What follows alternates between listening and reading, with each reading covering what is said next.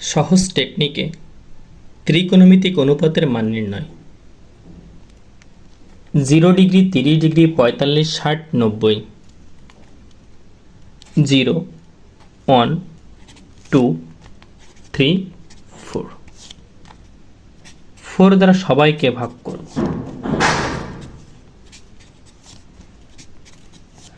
বর্গমূল চিহ্ন দিব।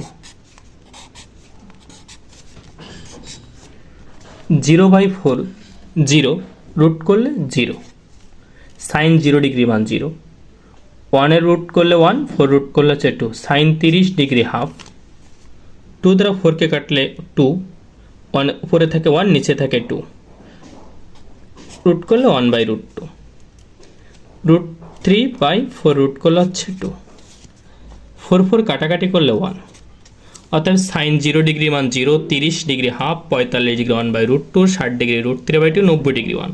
কস ঠিক এভাবে আসবে। এই 90 মান 1 ছিল, কস 0 ডিগ্রি মান 1। 60 ডিগ্রি √3/2, এখানে 30 ডিগ্রি মান √3/2। 45 যে সোজা যেটা আছে 1/√2, 60 ডিগ্রি 1/2 এবং কস 90 ডিগ্রি মান হচ্ছে 0।